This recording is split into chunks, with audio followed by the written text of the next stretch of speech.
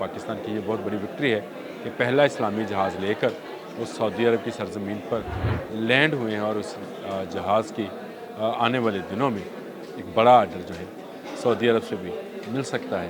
ये पहली मरतबा है कि पाकिस्तान का तैयार करदा JF-17 थंडर ब्लॉक 3 तैयार ये जहाज़ इस वक्त जो है दुनिया के जो जदीद तरीन जहाज़ हैं उनमें शुमार किया जाता है। इसको समझा जाता है कि ये पाँचवीं नस्ल का जो जहाज़ है उसके करीब तरीन जहाज़ है जिसमें तमाम किस्म के बम्स और मिसाइल्स को ले जाने की खासियत है। स्पीयर्स ऑफ विक्ट्री 2025 मेरा ख्याल है कि नेतन्याहू जो है वो वाशरूम में होगा क्योंकि जहाज़ अगर सऊदी अरब तक बग़ैर रुके पहुंच सकता है जंगी जहाज़ में फ्यूल क्योंकि कम होता है, अगर ये सऊदी अरब तक पहुंच सकता है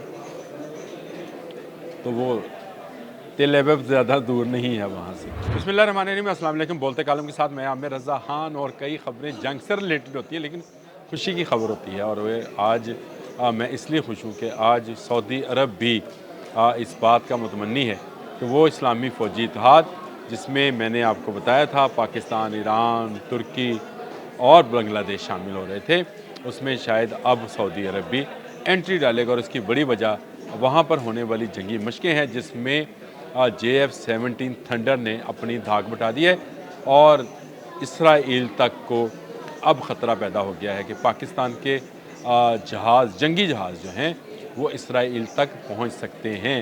ये बहुत बड़ी बात है और ये स्पेयर मशकें हैं जहाँ पर वहाँ पे सऊदी अरब में मुनक्कद की जा रही है। इसमें ना सिर्फ पाकिस्तान है, बहरीन है, ग्रीस है, UK United kingdom, USA, France के जो हैं जवान फ़ज़ाइया के जवान जो हैं वो शामिल हैं, इन मशकों में हिस्सा ले रहे हैं। और सबसे बड़ी बात यह है कि पहली मरतबा पाकिस्तान का ब्लॉक 3 ग्रेड का JF-17 थंडर जहाज़ वहाँ पर पहुँचा है। लेकिन ये ख़बर भी कोई ज़्यादा बड़ी ख़बर नहीं है। असल ख़बर ये है कि पाकिस्तान से उड़ने वाले ये जहाज़ सऊदी अरब की फ़ज़ा में दोबारा रीफ्यूल होते हैं और दोबारा रीफ्यूल होने के बाद ये सऊदी अरब में उतरते हैं। तो इसका अंदाज़ा आपको हो गया होगा कि मैंने क्यों कहा था कि इसराइल को बहुत बड़ा ख़तरा पैदा हो गया है।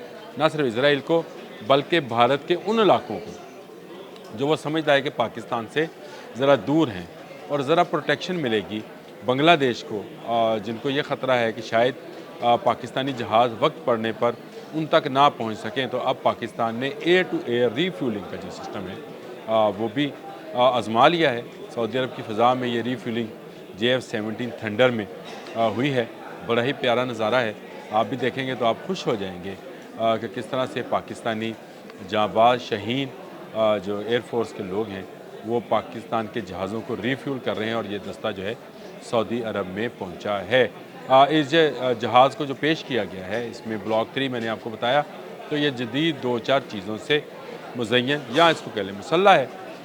इसमें AESA रडार है, AESA रडार है जो कि बहुत दूर से यानी वो जो नज़र ना आने वाला भी हदफ होता है उसको पायलट के करीब तर ले आता है। इसमें जो हेलमेट इस्तेमाल होता है उसके अंदर उसकी स्क्रीन के ऊपर ही आता है। पायलट को बार बार अपने पैनल को देखने की ज़रूरत नहीं है, उसको जो चीज़ दरकार है वो उसके सामने शीशे की तरह उसके हेलमेट के ऊपर ही नज़र आ रही होती है। JF-17 थंडर का पहला ख़रीदार ईरान था, दूसरा सऊदी अरब हो सकता है, ये मैं आगे चल कर बताता हूँ। लेकिन पहले मैं बता लूँ कि BVR जो है सिस्टम मिसाइल सिस्टम से भी ये लेस है।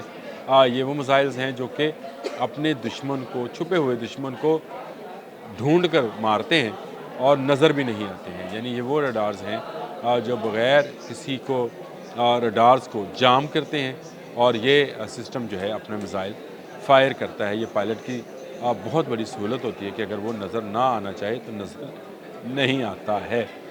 ये सिस्टम जो है, ये जहाज़ जो हैं इस वक्त अमेरिका, फ्रांस का मिराज है, अमेरिका के अपने F सीरीज़ के जहाज़ हैं जो इसमें पार्टिसिपेट कर रहे हैं। लेकिन JF-17 थंडर एक इस्लामी जहाज़ है जिसको मान भी लिया है सऊदी अरब ने, और मैं तो ये कहता हूँ कि मांग भी लिया है। पाकिस्तान के मुसल्लह फ़ौज के लोग पहले भी सऊदी अरब में तैनात रहे हैं, वहाँ पर खिदमत सर अंजाम देते रहे हैं, साबिक़ आर्मी चीफ भी हमारे वहाँ पे रहे।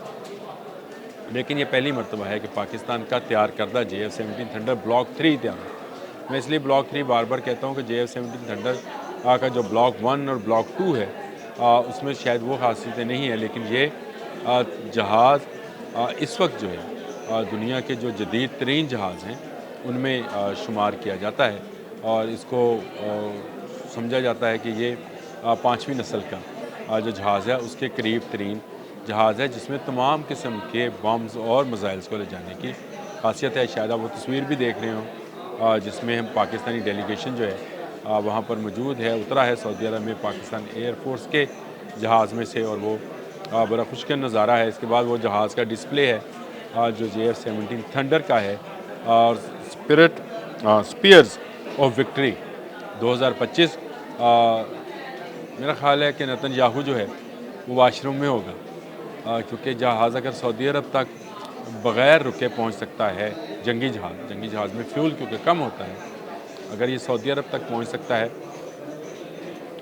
तो वो तेल अवीव ज़्यादा दूर नहीं है वहाँ से, बहुत नज़दीक पड़ता है। और रीफ्यूलिंग होने के बाद पाकिस्तान अपना फ़ज़ाई ऑपरेशन इजराइल तक कर सकता है और भारत के बिल्कुल जनूब में वाक़या जो इलाके हैं, जो उनके फ़ौजी अड्डे हैं, वो भी इसकी जो है निशाने पर या उसकी रेंज में कह लें आ गए हैं। ये बहुत बड़ी अचीवमेंट है पाकिस्तानी शहीदों ने हासिल की है और पहला इस्लामी जहाज़ जो है वो सऊदी अरब में, जंगी जहाज़ सऊदी अरब में लैंड हुआ है। और वहाँ पे इतनी बड़ी मशक़ें जिसमें दुनिया के जदीद तरीन ममालिक, आपको मैंने नाम लिया, अमेरिका, UK, फ्रांस, ग्रीस और इसके अलावा मुसलमान मुल्क भी हैं उसमें 2-1 जो कि वहाँ पे पार्टिसिपेट कर रहे हैं। बहरीन है, सऊदी अरब खुद है, लेकिन उनके पास टेक्नोलॉजी इस्लामी ममालिक में सिर्फ पाकिस्तान वाहिद मुल्क है जिसके पास ये टेक्नोलॉजी है कि वो अपने जहाज़ खुद तैयार करता है और अपने उसको एक्सपोर्ट भी करने जा रहा है मुख्तलिफ ममालिक से। बहुत सारी पेशकशें जो हैं की जा रही हैं और पाकिस्तान की ये बहुत बड़ी विक्ट्री है कि पहला इस्लामी जहाज़ लेकर वो सऊदी अरब की सरजमीन पर लैंड हुए हैं और उस जहाज़ की आने वाले दिनों में एक बड़ा आर्डर जो है सऊदी अरब से भी मिल सकता है। ईरान से तो पहले ही हमारी निगोशिएशन, कल भी मैंने आपसे बात की थी, चल रही है और उसके बाद बांग्लादेश को भी एक एहसास तहफ़्फ़ुज़ होगा जब उसको पता होगा कि एयर टू एयर फ्यूलिंग बाद ये जहाज़ जो हैं किसी वक्त भी उनकी हिफाजत के लिए ढाका या बिल्कुल भारत के जनूब में आप समझे मशरकी मगरबी कलकत्ता तक जो है जा सकते हैं। ये बहुत बड़ी अचीवमेंट थी, मैंने कहा मैं आपसे शेयर कर लूँ कि पाकिस्तानी जहाज़ सऊदी अरब में धाक बिठाए हुए हैं, उतरे सऊदी अरब में हैं, लेकिन उनकी धमक जो है वो तेल अवीव और दिल्ली में सुनी जा रही है। आज के लिए इतना ही। अल्लाह हाफ़िज़।